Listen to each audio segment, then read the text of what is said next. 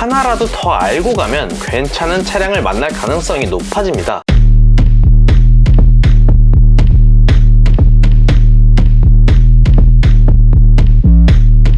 안녕하세요, 카메리카노입니다. 오늘은 아는 동생이랑 이야기하다가 영상을 하나 만들어야겠다 라는 생각이 들었어요. 바로 썸네일에서 보셨듯이 좋은 중고차 고르기 기초편을 만들어 보려고 합니다. 단 이 영상 하나만 보고 이제 난 다 알았다 이런 개념이 되면 안 되고 가장 기본 중에 기본이라 생각되는 것만 일단 말씀드릴게요. 그리고 추후에 심화편을 제작해 보려고 하니 구독과 좋아요 좀 부탁드리겠습니다.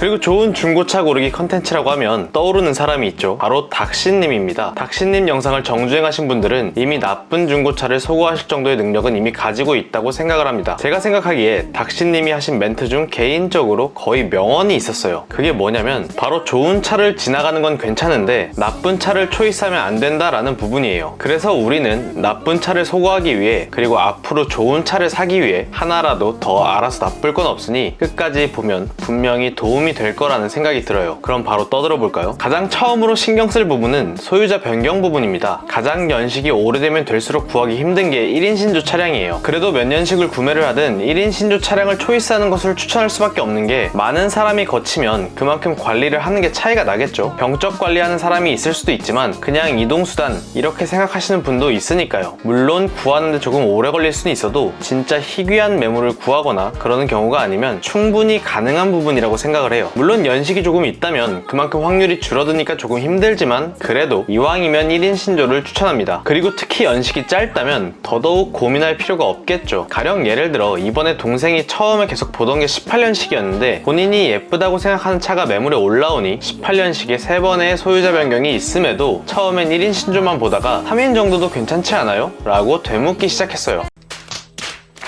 18년이면 2-3년밖에 안 된 차인데 평균으로 해도 한 차주가 1년 혹은 그 미만밖에 소유하지 않은 차인데 그렇게 자주 뱉어내는 데에는 분명히 이유가 있을 거예요. 설사 이유가 없어도 굳이 내가 그 리스크를 가지고 갈 필요는 없다고 생각해요.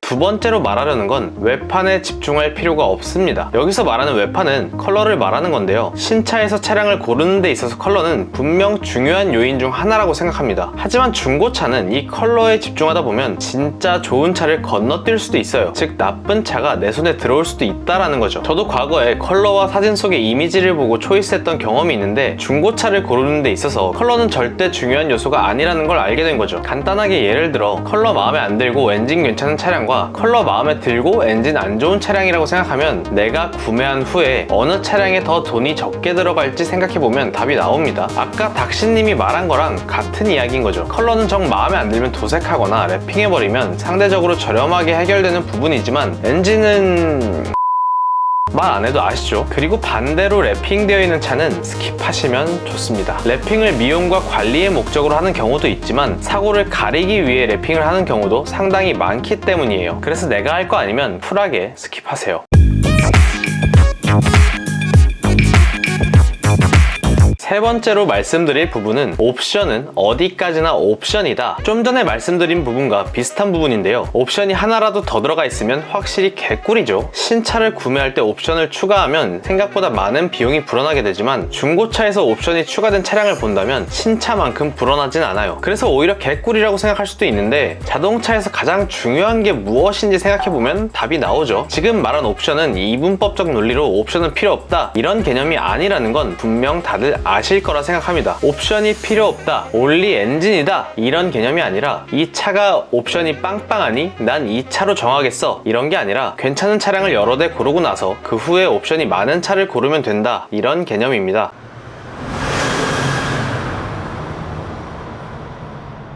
다음 네 번째로 확인할 부분은 튜닝입니다. 여기서 말하는 튜닝은 GTR 같은 고출력 차량에 들어간 튜닝을 말하는 게 아닙니다. 우리가 보고 있는 건 일반적으로 자주 보는 차량들을 말하는 거죠. 예를 들어 서스펜션, 좀 더 이해를 돕기 위해 그 중에 쇼바 이런 거 튜닝되어 있어서 개꿀이라고 생각하시고 가지고 올 수도 있지만 순정 쇼바와 변경한 쇼바의 크기가 달라 차량의 구조가 변경되어 들어가 있으면 수리를 하게 될 때 두 가지 선택권이 생기는데요. 순정으로 돌리는 거와 튜닝된 부품으로 똑같이 가는 거랑 두 가지 선택권이 생깁니다. 합니다. 물론 다른 튜닝 용품이라는 선택권도 있지만요. 어쨌든 순정으로 다시 되돌리는 비용도 들고 아니면 순정보다 비싼 돈을 주고 다시 그 쇼바를 껴야 하니 생각보다 많은 금액이 들어갈 수도 있어서 튜닝되어 있다고 무조건 개꿀이 아니니 잘 생각하고 구입해야 합니다. 언제나 구매자에게 결정권이 있기 때문에 한번 잘 생각하셔야 합니다.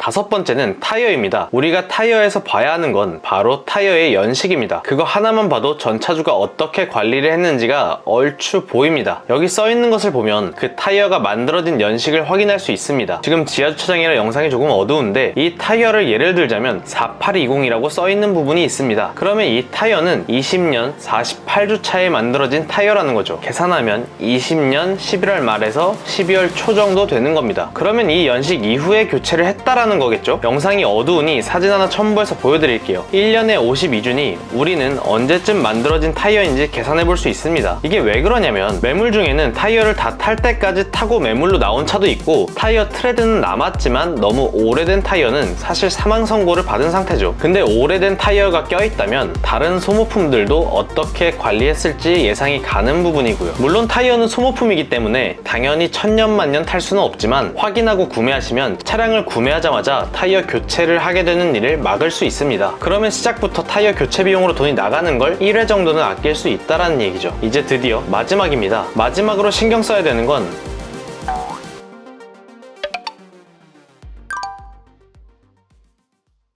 바로 나 자신입니다. 사실 이게 가장 중요한 건데 원하는 차량에 매혹되면 나 자신에게 합리화의 귀신이 들어오죠. 차량을 조금 냉정하게 봐야 하는데 상품화가 끝나 예쁘게 광나는 모습을 보면 마치 매두사에 홀린 것처럼 진짜 중요한 걸 놓칠 가능성이 높아집니다. 특히 요즘엔 심장을 훔치는 컬러의 시트가 많은데 시트 컬러에 현혹되지 않았으면 합니다. 이게 지금 제 주변에만 그런 건진 모르겠는데 요즘 저에게 중고차 구매를 물어보는 사람들 모두 시트 이야기를 엄청나게 해요. 분명 처음에 물어본 건 1인 소유나 무사고차 이런 걸 원한다고 하더니 나중에 본인이 고른 차량의 링크를 보내줄 때는 자꾸 사고 차량, 다인 신주 차량을 보내주면서 이 정도 사고는 좀 괜찮지 않나? 하고 보면 700만원, 800만원 이 정도는 괜찮지 않나? 라고 하면서 3명의 이름이 들어갔던 차량을 보내주거든요. 그러면서 시트 컬러 봐라, 얼마나 예쁘냐, 앰비언트 라이트가 너무 예쁘다, 뭐 이런 이야기를 하는데 그건 이미 앞서 말했던 부분을 체크하고 난 후에 확인하시면서 고르셔도 됩니다. 그게 아니라면 뭐 모든 리스크를 내가 다 떠안고 수리하겠다 정도의 마인드와 지갑은 가지고 있어야겠죠. 제 지인도 18년식 차량 중에서도 판매량 많았던 차량을 보면서 자꾸 그런 합리화를 하는데 그런 차량 굳이 구매하지 말고 1인 신조에 무사고도 충분히 널리고 널렸으니 현혹되지 말고 찾아보면 다 있습니다. 중고차 구매 시 가장 중요한 건 나의 합리화가 가장 중요하며 무서운 부분이니까요. 어쨌든 좀 전에 말씀드린 요 정도만 신경 써도 중고차 시장에서 기초적인 건 레벨업을 하게 되는 거죠. 기계라는 것은 신차를 사도 바로 문제가 생길 수 있기 때문에 하나라도 더 알고 가면 괜찮은 차량을 만날 가능성이 높아집니다. 물론 그렇다고 해서 이렇게 따져서 구매를 하면 돈 한 푼 안 들어간다 이런 이야기는 아니라는 거 아시죠? 앞으로도 더욱 좋은 차를 만날 수 있도록 도움이 되는 영상을 만들어 보겠습니다. 계속 좋은 영상이 올라갈 수 있도록 구독과 좋아요 해주시면 감사하겠습니다. 그러면 다음 영상으로 찾아뵙겠습니다. 안녕!